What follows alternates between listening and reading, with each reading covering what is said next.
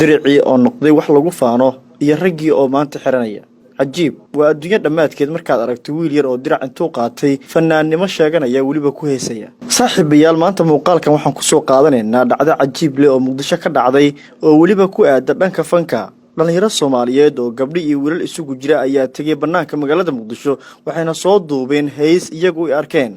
inay ahayd mid ildoogsi leh weliba dadka qancin karta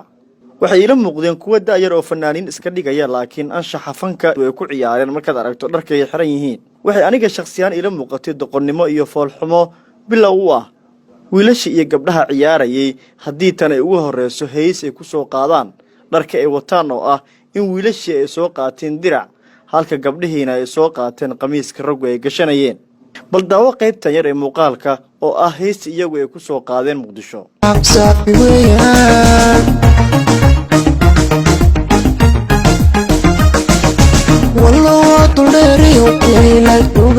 dadka ayaa horay ula yaabanaa dhacdooyinka waaweyn ee ka dhaca dalka marka la eego kufsiga isdaba joogga ahaa iyo weliba sidoo kale qaadistii carruurta oo magaalada Muqdisho ku soo badanayay laakiin markaad eegto masiibooyinka isdaba socda iyo dhaqamada xun waxay taa ku dareensiinaysaa in xaaladda iyo waqtigu maalinta ka dambaysa uu sii halaabayo horey ayuu culimadu uga hadleen diiniyan waxyaabaha raggu ay sida gooniga u leeyihiin dumarkuna iyaguna sida gaarka ay u qaataan laakiin maanta waxaad arkaysaa in ragganagii qaarkood ay ku faanayaan inay xirtaan dharkii dumarka halka dumarkii sidaas oo kalena iyaguna ay xiranayaan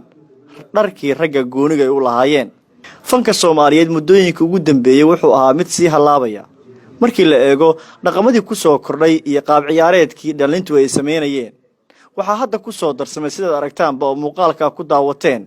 wiilal iyo gabdho dharka isku bedelay oo dharkii dumarku wiilashu ay xirteen kii ragguna ay gabdhuhu xirteen kadib lagu jeesayo iyagoo weliba hees jacayl u ag soo qaadaya bal wax ka faan adigu miraha ay markaa ku dhawaaqayaan